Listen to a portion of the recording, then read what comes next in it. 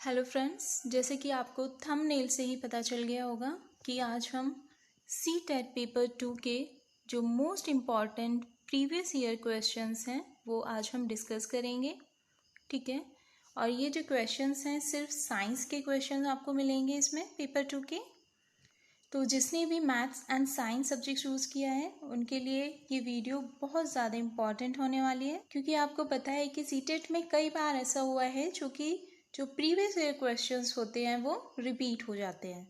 तो आप सभी जो कि सीटेट के एग्ज़ाम का वेट कर रहे हैं, जिन्होंने कि सीटेट का एग्ज़ाम फिल किया है, ठीक है, सीटेट की प्रिपरेशन कर रहे हैं, आप सभी इस वीडियो को ज़रूर देखें। आई होप आपको इस वीडियो से बहुत ज़्यादा हेल्प मिलेगी और साथ में साथ आपको पता चलेगा कि जो सीटेट है वो उसमें किस टाइप के क्वेश्चंस पूछे जाते हैं। ठीक है, अगर आप एज अ फ्रेशर हैं, फर्स्ट टाइम आप अगर सीटेट का एग्ज़ाम आपने फिल किया है और फर्स्ट टाइम आप सीटेट का पेपर देने वाले हैं, तो आई एम श्योर कि ज़रूर ये वीडियो आपको हेल्प करने वाली है, क्योंकि आपको एक आइडिया हो जाता है। अगर आप प्रीवियस ईयर क्वेश्चंस पेपर देख लेते हैं किसी भी एग्ज़ाम से, तो आपको उस एग्ज़ाम का आइडिया हो जाता है कि किस तरह के क्वेश्चंस उसमें पूछे जाते हैं। साथ ही साथ मैं कोशिश करूँगी कि आपके जो जो क्वेश्चंस हैं उनसे रिलेटेड जो डाउट्स हैं उनको क्लियर करती जाऊँगी। यस, वन मोर थिंग कि इस वीडियो में मैं बहुत ज़्यादा डिटेल में आपको एक्सप्लेन नहीं करने वाली हूँ, क्योंकि इससे वीडियो बहुत ज़्यादा लंबा हो जाएगा। अगर आपको बाद में कुछ भी किसी भी क्वेश्चन से रिलेटेड कोई भी क्वेरी होता है, कोई भी प्रॉब्लम आती है, तो आप मुझसे कमेंट सेक्शन में अपना क्वेश्चन पूछ सकते हैं and definitely I will give the answer of your question. चलिए, विदाउट वेस्टिंग मोर टाइम इस वीडियो को स्टार्ट करते हैं। एंड वन मोर थिंग, ये जो वीडियो है ये बाइलिंगुअल लैंग्वेज में होगा। Okay, so I don't think so कि इंग्लिश वाले स्टूडेंट या हिंदी वाले स्टूडेंट उनमें से किसी को भी कुछ प्रॉब्लम फेस होगी। I hope so and I will try कि दोनों को अच्छे से समझ आएगा। Now here you can C question number 1, और इन क्वेश्चन नंबर पर मत जाइएगा प्लीज़, क्योंकि मैंने इनका नंबर चेंज नहीं किया है। आई थिंक सो कि क्वेश्चंस को पढ़ने में आपको थोड़ा सा दिक्कत हो सकता है, क्योंकि क्वेश्चंस थोड़े से टिल्टेड फॉर्म में हैं, टेढ़े से दिखाई देंगे आपको। लेकिन आई एम श्योर कि क्वेश्चन को समझने में आपको कोई भी दिक्कत नहीं होने वाली है, क्योंकि मैं क्वेश्चंस को पढ़ूंगी और साथ के साथ मैं आपको उसको समझाती भी जाऊंगी। सो प्लीज़ गाइस थोड़ा सा कोऑपरेट कीजिएगा। ओके, सो स्टार्ट करते हैं। The very first question, here you can सी, आप देख सकते हैं कि क्वेश्चन हिंदी और इंग्लिश दोनों में लिखा हुआ है। The question is, which of the following statement is are correct regarding image formation in plane mirror. जो प्लेन मिरर है, जो समतल दर्पण होता है, ठीक है, उसमें जो प्रतिबिंब, जो इमेज का फॉर्मेशन होता है, ठीक है, उसके रिगार्डिंग कौन से स्टेटमेंट्स आर करेक्ट, इनमें से कौन से ऐसे कथन हैं जो कि सत्य हैं। The first point is, image is erect, image सीधा होता है। इमेज इज रियल, इमेज वास्तविक होता है। Image is laterally inverted, image जो है पार्श्व परिवर्तित होता है। And the D is the image size is same that of object. Option number 4 है, option number 4 is the correct answer. ठीक है, अब हम डिस्कस करेंगे कि जो ऑप्शन नंबर 4 है वो करेक्ट कैसे है। दैट मीन्स कि ACD, जो ACD स्टेटमेंट दिए गए हैं वो करेक्ट है। ठीक है, ए स्टेटमेंट हम देख लेते हैं कि इमेज इज इरेक्ट। यस, जब भी आप समतल दर्पण में या फिर जो भी मिरर आपके घर पर प्रेजेंट है, ठीक है, आप उसमें अपने आप को देखते हैं तो आप देखते हैं कि जो आपकी इमेज है वो इरेक्ट होती है, सीधी इमेज बनती है। ठीक है, image is laterally inverted. Yes, जो इमेज होता है वो लेटरली इन्वर्टेड होता है। ये आपको भी पता है कि जो हमारा लेफ्ट साइड है वो राइट में और राइट साइड जो लेफ्ट में दिखाई देता है। ठीक है, next is the image size is same that of object. Yes, जो आपका इमेज का साइज है वो सेम दिखाई देता है। ठीक है, सो ये भी करेक्ट है। But B option is wrong. Why the B option is wrong? That image is real नहीं। जो समतल दर्पण में, जो कि प्लेन मिरर में आप अपना इमेज देखते हैं, ठीक है, वो इमेज रियल नहीं होता। वो इमेज कैसा होता है? वर्चुअल इमेज होता है। ठीक है, तो जो समतल दर्पण में इमेज फॉर्मेशन होता है वो वर्चुअल इमेज फॉर्मेशन होता है। लेकिन जो रियल इमेज होता है, रियल इमेज क्या होता है? रियल इमेज होता है जो कि स्क्रीन पर फॉर्मेशन होता है, स्क्रीन लाइक द प्रोजेक्टर। ठीक है, सो screen like a projector, screen पर जो इमेज फॉर्मेशन होता है उसको हम रियल इमेज कहते हैं। लेकिन जो समतल दर्पण पर फॉर्मेशन होता है इमेज का वो कैसा होता है, वर्चुअल होता है, ठीक है। Question number 2, which of the following statements are correct, इनमें से कौन से कथन सही हैं। Pashmina shawl is made from hair of goats. Angora is a type of the wool obtained from rabbits. Camel wool is used to make carpet. Pashmina wool is obtained from rabbits. Okay, जो pashmina shawl है वो बकरी के बालों से बनता है। पश्मीना जो ऊन है वो खरगोश से प्राप्त होता है। आई थिंक ये आपने एनसीईआरटी क्लास 7th में पढ़ा होगा ये, ठीक है। तो आपको इसमें से बताना है कि कौन सा करेक्ट आंसर है। तो देख सकते हैं कि 4th is the correct answer, ठीक है। इसमें भी 4th करेक्ट आंसर था and here also 4th is the correct answer, A और बी, ठीक है। अब ए और बी देख लेते हैं। ए में दिया गया है कि pashmina shawl is made from here of goats. Yes, जो पश्मीना शॉल है वो जो गोट्स के जो हेयर होते हैं उससे बनी होती है, बहुत ज़्यादा सॉफ्ट होती है और बहुत ज़्यादा वार्म होते हैं, ठीक है। नेक्स्ट है बी, अंगूरा is a type of the wool obtain from rabbits. Yes, आपने सुना भी होगा कि जो अंगूरा एक रैबिट होता है जिससे कि अंगूरा जो वूल है हमें वो वूल मिलती है, ठीक है। अंगूरा वूल से जो बने हुए वूलन क्लोथ्स होते हैं आपने देखा होगा वो बहुत ज़्यादा सॉफ्ट और बहुत ज़्यादा वार्म होते हैं, ठीक है। 4th is the correct option in this question, okay. चलिए नेक्स्ट क्वेश्चन देखते हैं। Identify the animal on the basis of features listed below. Long backbone, many muscles, body curves into many loops for moving forward. नीचे दिए गए लक्षणों के आधार पर जंतु को पहचानिए। लंबा मेरुदंड, जो बैकबोन होती है वो बहुत लंबी होती है। आगे को धकेलने के लिए शरीर अनेक वलियों से मुड़ा हुआ, ठीक है, और बहुत सी मांसपेशियां होती हैं। So I think it is a very simple question and everybody know the answer कि इसका आंसर क्या होगा। ऑब्वियसली आपको पता होगा कि जो इसका आंसर है वो स्नेक होगा, ओके। स्नेक क्यों होगा, बिकॉज वी नो कि जो स्नेक होता है उसकी लॉन्ग बैकबोन होती है, ओके। उसमें मैनी मसल्स प्रेजेंट रहती हैं और जो बॉडी उसकी कर्व होती है, मीन्स जो मूवमेंट होता है स्नेक्स में वो किसकी फॉर्म में होता है, लूप्स की फॉर्मेशन में होता है। तो लूप्स बनने पर ही जो स्नेक की बॉडी है वो पुश होती है फॉरवर्ड डायरेक्शन में। तो जैसे ही स्नेक की बॉडी फॉरवर्ड डायरेक्शन में पुश होती है इसे ही लोकोमोशन ऑफ स्नेक बोला जाता है, राइट। तो इसका आंसर बहुत सिंपल है, आप सभी को पता है, okay. So what is the correct answer, the correct answer is third snake is the correct answer. ये थर्ड वाला जो ऑप्शन है this is correct, okay. Yes, now next question is which of the following statement is not true. इनमें से कौन सा कथन है जो कि सही नहीं है। The first option is arteries have thick walls. जो धमनियां होती हैं उनकी जो भित्तियां होती हैं, जो वॉल होती हैं वो मोटी होती हैं। Arteries have elastic walls. जो प्रत्यास्थ होती हैं मीन्स बहुत ज़्यादा इलास्टिक वॉल्स होती हैं। All arteries carry oxygen rich blood and the fourth option is all arteries carry oxygen from heart to other parts. So please answer दीजिए इसका। यस, सो द स्टेटमेंट जो कि इसमें करेक्ट नहीं है वो इसका स्टेटमेंट होगा ऑप्शन नंबर 3, ओके। सो 3 ऑप्शन करेक्ट आंसर है इस क्वेश्चन का। चलिए अब देख लेते हैं कि थर्ड ऑप्शन कैसे करेक्ट है, ठीक है। आप सभी को पता है जो आर्टरीज होती हैं वो कैरी करती हैं ऑक्सीजन रिच ब्लड को, ठीक है, और जो आर्टरीज होती हैं वो हमारे हार्ट से लेकर अदर पार्ट्स में जो ब्लड है उसको लेकर जाती हैं, ठीक है। सो फोर्थ ऑप्शन करेक्ट है। फर्स्ट है arteries have thick walls. Yes we know जो आर्टरीज होती हैं उनकी वॉल्स थिक होती हैं, होते हैं वेन्स की जो वॉल होती है वो थिन होती है, ठीक है। Arteries have elastic walls. Yes, arteries की जो वॉल्स होती हैं वो इलास्टिक होती हैं, ठीक है। तो the third option is wrong कि all arteries carry oxygen rich blood. All arteries carry oxygen rich blood except pulmonary artery. Pulmonary arteries है वो इसका एक्सेप्शन केस है, ठीक है, इसका अपवाद है, इसलिए इसका जो रॉन्ग स्टेटमेंट है वो थर्ड रॉन्ग स्टेटमेंट। इसके बाद नेक्स्ट क्वेश्चन देखते हैं। विच of the following represent the correct matching orders. Okay, इसमें आपको मैचिंग्स दी गई हैं, आपको मैच करना है एसिटिक एसिड को, लैक्टिक एसिड को, ऑक्सैलिक एसिड को और एस्कॉर्बिक एसिड को। ओके, आपको इसमें बताना है कि किस में मीन्स कौन कौन से एसिड किस किस फूड आइटम में प्रेजेंट होते हैं, ओके। सो प्लीज इसका आंसर बताइए। So here you can see that the correct answer is option number A. Option number A is correct answer. ठीक है, चलिए देखते हैं ऑप्शन नंबर A कैसे करेक्ट है, ओके। ए का फर्स्ट पार्ट यानी कि एसिटिक एसिड जो है वो विनेगर में प्रेजेंट रहता है, लैक्टिक एसिड कर्ड में प्रेजेंट होता है, आई think everybody no. Oxalic acid जो है ऑक्सैलिक एसिड प्रेजेंट होता है स्पिनच में, एंड एस्कॉर्बिक एसिड जो प्रेजेंट होता है वो प्रेजेंट होता है सिट्रस फ्रूट्स में, ठीक है। तो first option is the correct answer of this question. Actually ये तो फैक्ट्स हैं, क्योंकि ये तो एसिड्स के नेम हैं जो कि आपको लर्न ही करने होंगे कि किस फूड आइटम में कि कौन सा एसिड प्रेजेंट होता है।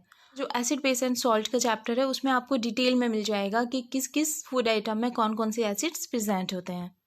चलिए हम नेक्स्ट क्वेश्चन देखते हैं। नेक्स्ट क्वेश्चन है, X is a chemical present in our stomach and is necessary for digestion of food. When X is secreted in excess, it causes health problems like indigestion. Y is a chemical used to treat this condition. What could be X and Y? ठीक है, हिंदी में भी question लिखा हुआ है, आप पढ़ सकते हैं कि जो X है वो एक रसायन है जो कि अमाशय यानी कि हमारे पेट में प्रेजेंट रहता है। ठीक है, जब हम भोजन के पाचन के लिए आवश्यक होता है। जब एक्स को हम एक्सेस अमाउंट में, जब एक्स हमारी बॉडी मतलब मीन्स हमारी जो पेट में सीक्रेट होता रहता है, ठीक है, तो उससे कुछ समस्याएं पैदा हो जाती हैं। तो आपको उस एसिड का नेम और उस समस्या के क्योर के लिए जो हम यूज़ करते हैं उन दोनों का नेम आपको बताना है। सो प्लीज़ आंसर बताइए इसका। So here the correct answer is option number ए। जो ऑप्शन नंबर ए है वो आपका करेक्ट आंसर है। ठीक है, चलिए तो देख लेते हैं कि ऑप्शन नंबर ए कैसे करेक्ट है। Okay, so x is a hydrochloric acid. आपको पता है जो हाइड्रोक्लोरिक एसिड है वो हमारे स्टमक में, हमारे अमाशय में प्रेजेंट रहता है। And why is the milk of magnesia.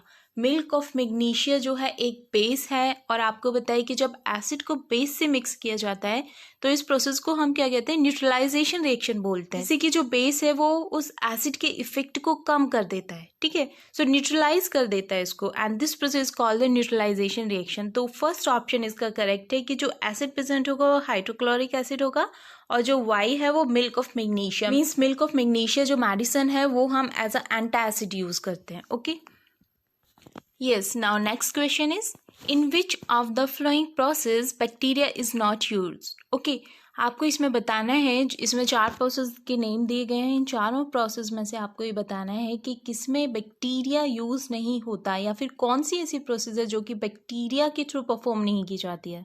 Okay, सो हिंदी में भी आप देख सकते हैं इसका, गन्ने के रस के किण्वन में, नाइट्रोजन के स्थिरीकरण में, दही बनने में, डबल रोटी पकने में। ओके, एंड इंग्लिश में भी इसके ऑप्शन लिखे हुए हैं, fermentation of the sugar cane, nitrogen fixation, formation of the curd and baking of bread. Okay, so I think you know very well that the correct option is option number fourth correct है। Fourth correct क्यों है, क्योंकि हमें पता है कि जो baking of bread होता है इसके लिए हम ईस्ट का यूज करते हैं। ठीक है, इस प्रोसेस के लिए बैक्टीरिया की there is no need, bacteria की नीड नहीं है। बाकी जो अदर 3 प्रोसेस हैं उन सभी में बैक्टीरिया की नीड होती है। तो इसका जो करेक्ट ऑप्शन है, the correct option is option number 4। Actually मैं थोड़ा जल्दी इसको रीड आउट कर रही हूँ और आपके जितने भी डाउट्स हैं उसको क्लियर आउट करने की कोशिश कर रही हूँ, क्योंकि इससे वीडियो बहुत ज़्यादा लंबा हो जाएगा अगर मैं पूरी प्रोसेस को एक्सप्लेन करूँगी। ओके, लेकिन इन फ्यूचर अगर आपको कोई भी प्रॉब्लम होती है तो आप मुझसे कॉमेंट सेक्शन में जो भी क्वेरी है आपकी वो उसको पूछ सकते हैं। But really guys this video is going to be very helpful for you, क्योंकि आपको इससे एक आइडिया लग जाएगा कि किस टाइप के क्वेश्चंस सीटेट में पूछे जाते हैं। एंड बिलीव ऑन मी, जितने भी सीटेट में क्वेश्चन आते हैं, जितने भी साइंस के क्वेश्चन पूछे जाते हैं, वो आपको मोस्टली सारे क्वेश्चन जो है एनसीईआरटी बुक से ही मिलते हैं। ठीक है, बस आपको एनसीईआरटी बुक्स को अच्छे से पढ़ना है। And if you want then you can follow my this channel, क्योंकि यहाँ मैं आपको साइंस की जो एनसीईआरटी बुक्स है वही मैं डिटेल में वर्ड टू वर्ड आपको एक्सप्लेन करूँगी। ओके, जो कि सिर्फ आपके सीटेट के लिए नहीं, अगर आप अदर एग्ज़ाम की प्रिपरेशन भी कर रहे हैं जिसमें कि general science as a subject लिया जाता है, ठीक है, उसके लिए भी आप इसको देख सकते हैं। सो चलिए let's continue our next question, which of the following is different from breast. ठीक है, आपको बताना है कि निम्न में से कौन सा अन्य से भिन्न है, लाइक ऑड वन आउट एक तरह से आप कह सकते हैं। ठीक है, the first process is erosion, conservation, deforestation and the desertification. So please answer बताइए इसका। Yes, so the correct answer of this question is option number 2। ठीक है, कंजर्वेशन, संरक्षण जो है इसका करेक्ट ऑप्शन है। जो संरक्षण कंजर्वेशन की प्रोसेस है it is odd one out. Okay, erosion, deforestation and desertification इन सभी से भिन्न है।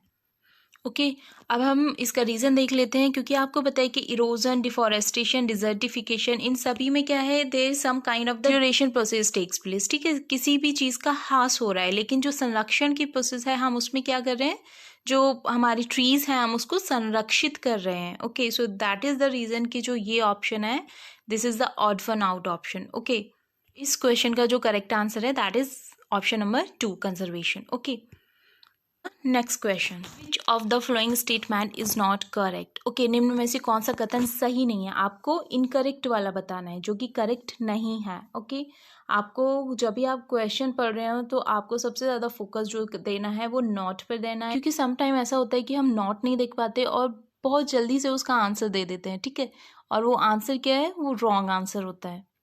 सकते हैं respiration is a chemical change, respiration श्वसन एक रासायनिक परिवर्तन है, crystallisation is a chemical change, digestion is a chemical change and photosynthesis is a chemical change. तो प्लीज आंसर बताइए इसका। I think guys it is a very very simplest question. Okay, क्योंकि आपको पता है कि फिजिकल और केमिकल चेंज में डिफरेंस आपको पता होना चाहिए। फिजिकल चेंज वो चेंज होते हैं जिनमें कि कोई न्यू सब्सटेंस का फॉर्मेशन नहीं होता, और केमिकल चेंज जो चेंज होते हैं उनमें न्यू सब्सटेंस का फॉर्मेशन होता है, ठीक है। इसलिए जो crystallisation is a chemical change, this is the wrong statement, ठीक है। Correct answer of this question option number 2, option number 2 इसका करेक्ट आंसर है। चलिए देख लेते हैं कि ऑप्शन नंबर 2 कैसे करेक्ट आंसर है, क्योंकि जो क्रिस्टलाइजेशन की प्रोसेस है ये फिजिकल चेंज है, ठीक है। Crystallisation process a physical change, it is not a chemical change, क्योंकि इसमें कोई भी न्यू सब्सटेंस का फॉर्मेशन नहीं होता है। जो लिक्विड फॉर्म में प्रेजेंट है चीज़ वही क्रिस्टल की फॉर्म में आपको मिल जाएगा, ठीक है। स्टेट में चेंज हो रहा है लेकिन केमिकल चेंज नहीं हो रहा है, इसमें कोई भी न्यू फॉर्मेशन नहीं हो रहा है। So that is the reason it is a physical change, it's not a chemical change. Now here you can see the next question. मैं पढ़ देती हूँ क्वेश्चन को, आपको शायद ठीक से नहीं दिख रहा होगा।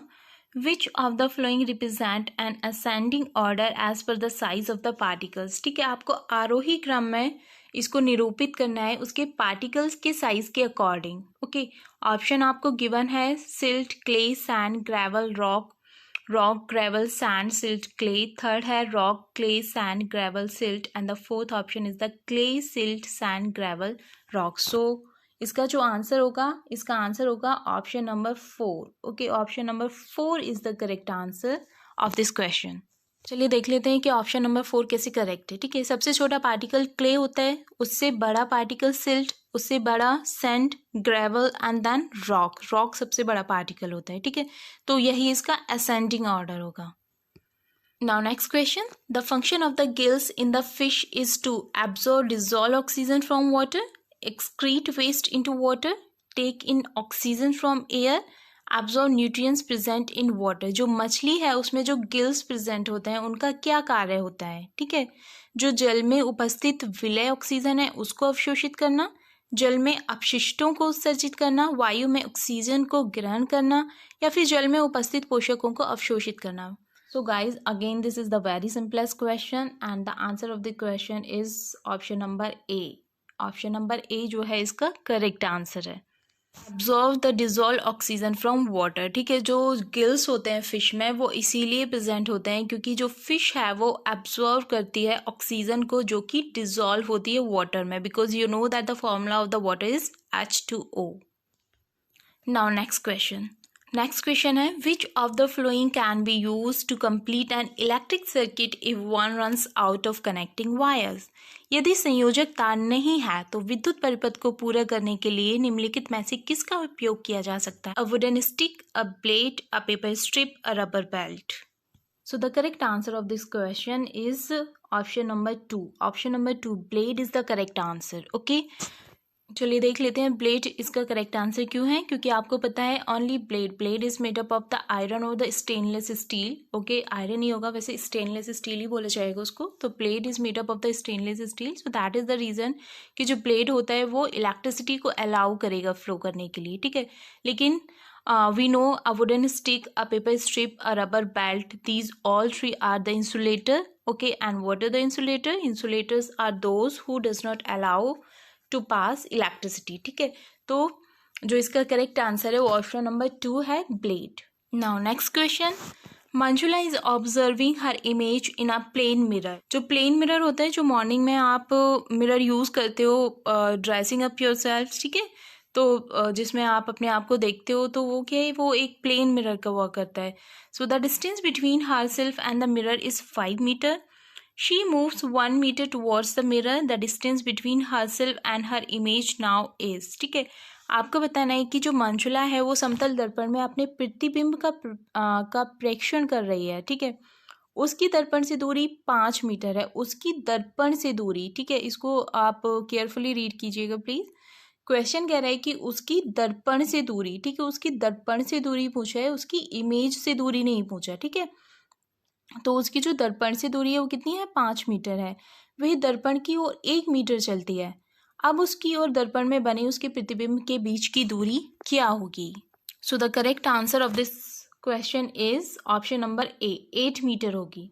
चलिए देख लेते हैं कि 8 मीटर कैसे, क्योंकि आपको पता है कि जो डिस्टेंस है between herself and the mirror 5 metre है, ठीक है। तो 5 मीटर डिस्टेंस हो गई मिरर से, और 5 मीटर ही डिस्टेंस हो जाएगी उसकी मिरर से लेकर उसकी इमेज में। तो टोटल जो डिस्टेंस हुआ है वो 10 मीटर डिस्टेंस हो गया, ठीक है। जो टोटल डिस्टेंस हुआ है वो 10 मीटर हो गया। लेकिन इसके बाद क्वेश्चन कहता है कि वह दर्पण की ओर 1 मीटर चलती है। अगर वह दर्पण की ओर 1 मीटर चल रही है तो 1 मीटर ही माइनस होगा उसकी इमेज और दर्पण के बीच में से, ठीक है। सो 1 मीटर प्लस 1 मीटर कितना हो गया, 2 मीटर हो गया। तो 2 मीटर को हम 10 में से माइनस कर देंगे, 10 माइनस 2, तो आंसर आपका आ जाएगा 8 मीटर। आई होप गाइज आपको समझ आ गया होगा। चलिए नेक्स्ट क्वेश्चन देख लेते हैं। A pendulum oscillates 30 times in 3 seconds. Choose the correct statement from among the following. कोई लोलक 3 सेकेंड में 3 दोलन करता है, ठीक है। नीचे दिए गए कथनों में से सही कथन को चुनिए। आपको बताना है कि उसका टाइम पीरियड और उसकी फ्रीक्वेंसी क्या होगी। So the correct answer of this question is option number 4। 4 is the correct answer, ठीक है। Its time period is 0.1 second and the frequency is 10 hertz. Hertz, I hope you know that hertz is the unit of the frequency. तो पहले आप इसमें time period निकालेंगे, ठीक है। Time period निकालने के लिए आपको करना होगा कि T upon number of oscillations, okay.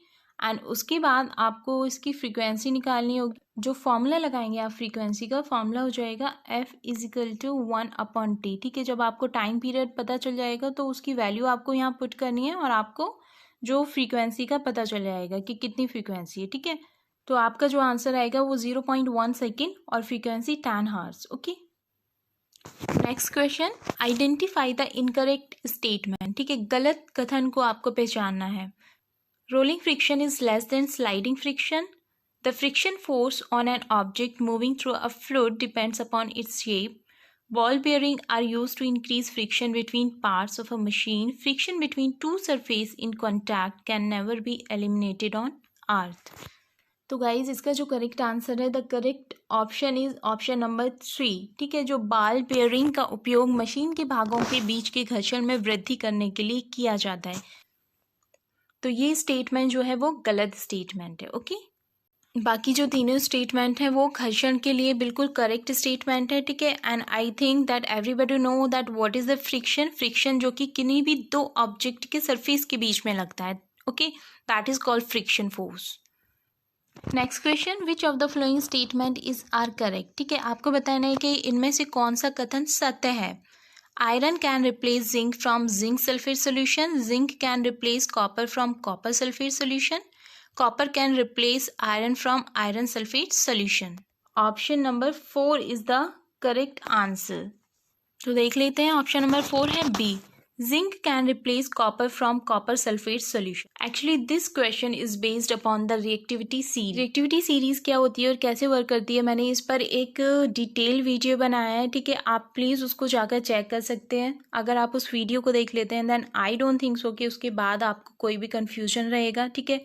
आपके जितने भी डाउट्स हैं वो क्लियर हो जाएंगे, क्योंकि ये जो क्वेश्चन है वो रिएक्टिविटी सीरीज पर क्योंकि ये जो क्वेश्चन है वो रिएक्टिविटी सीरीज पर बेस है, ठीक है। तो दिस इज द रीजन जो इसका बी ऑप्शन है वो करेक्ट है कि zinc can replace copper from copper sulphate solution. जो जिंक है वो कॉपर सल्फेट विलयन से कॉपर को विस्थापित कर सकता है, क्योंकि zinc is more reactive than copper. Next question, identify the correct statement from among the following. इनमें से भी आपको सही कथन को पहचानना है। Laboratory thermometer have a range from 35 degrees Celsius to 42 degrees Celsius. The range of a laboratory thermometer is greater than that of a clinical thermometer. Third option है आपका clinical thermometer can be use to measure the temperature of boiling liquid and the fourth option is that room thermometer have a range from 30 degree Celsius to 100 degree Celsius. तो guys आपको इसमें सही कथन बताना था, ठीक है, करेक्ट ऑप्शन चुनना था आपको। तो इसका जो करेक्ट आंसर है वो option number 2, option number 2 is the correct answer of the question. देख लेते हैं कि ऑप्शन नंबर 2 कैसे करेक्ट है। इसमें लिखा है कि the range of a laboratory thermometer is greater than that of a clinical thermometer. हाँ, जो लेबोरेटरी थर्मोमीटर है उसकी जो रेंज होती है वो -10 से लेके 110 डिग्री सेल्सियस तक होती है, ठीक है। तो दिस इज द रीज़न कि जो क्लिनिकल थर्मोमीटर है उसकी रेंज कम होती है। दिस इज द रीज़न कि जो लेबोरेटरी थर्मोमीटर है उसकी रेंज ज़्यादा होती है क्लिनिकल थर्मोमीटर से, ओके। और जो क्लिनिकल थर्मोमीटर होता है उसकी रेंज होती है -35 degree Celsius to 42 degree Celsius. Now the next question, identify the incorrect statement. The calorific value of biogas is more than that of LPG. The calorific value of CNG is more than that of diesel. The calorific value of kerosene is more than that of a coal. And the calorific value of coal is more than that of wood. ठीक है, आपको इसमें calorie मान जो होता है वो बताना है। बायोगैस LPG का, CNG एंड डीजल का, कैरोसिन एंड कोयले का, कोयले एंड लकड़ी के कैलोरी मान, इन सभी को आपको बताना है, okay. Okay, so the correct answer of this question is option number 3. जो कैरोसिन होता है उसकी जो कैलोरिफिक वैल्यू है is more than that of coal, okay. So ये इनकरेक्ट है, बाकी सभी करेक्ट है। Now the next question is, a bus travels at a speed of 50 kilometre per hour for 12 minutes and that at a speed of the 40 kilometre per hour for the next 18 minutes. Total distance cover by the bus during this time is. जब कोई बस अपनी यात्रा के पहले 12 minute 50 kilometre per our की चाल से और अगले 18 मिनट 40 किलोमीटर पर आवर की चाल से चलती है, तो इस समय की अवधि में आपको जो बस है उसकी कुल कितनी दूरी तय की है बस ने, ये आपको बताना है। So I think everybody know that what is the formula of the speed. The formula of the speed is S equal to D/T। This is the formula of speed, okay. तो आपको ये सॉल्व कैसे करना है, ये आपको solve करना है, इट इज़ अ न्यूमेरिकल। आप इसको सॉल्व कर सकते हैं by applying the formula S equal to D/T, ठीक। दोनों केस में आपको S इक्वल टू D/T निकाल देना है। तो आपकी निकल कर आएंगी, उन दोनों डिस्टेंस को आपको प्लस कर देना है, ठीक है, उसको जोड़ देना। तो जो आपका आंसर आएगा वो आपका आंसर आ जाएगा 22 kilometre. So today's last question is, identify the incorrect statement from among the following, ठीक है। अब इसमें आपको गलत कथन पहचानना है। The motion of plucked string of a sitar is oscillatory motion. Sitar की कशित तार की गति दोलन गति होती है। All periodic motions are circular motion. सभी आवर्ती गतियां वृत्ताकार यानी कि वर्तुल गतियां होती हैं। The motion of each around its axis is periodic motion. पृथ्वी की अपने अक्ष पर गति आवर्ती गति होती है। The motion of light is rectilinear. जो प्रकाश की गति है वो एक सरल रेखीय गति है। तो चलिए देख लेते हैं कि इसका करेक्ट आंसर क्या होगा। The correct answer of this question is option number 2 है, क्योंकि all the periodic motions are not the circular motion, ठीक है। और बाकी जितने भी मोशन के एग्जाम्पल दिए हैं these all are correct.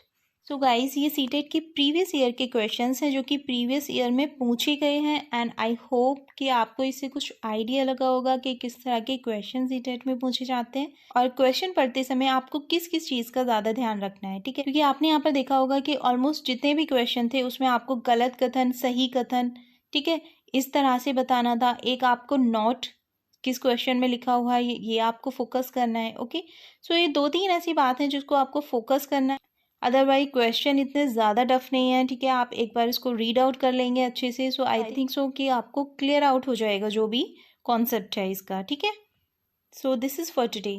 Hey guys, if you really like my videos then please do like, subscribe and share my channel with your friends. मिलते हैं नेक्स्ट वीडियो में, तब तक के लिए bye bye and thanks for watching.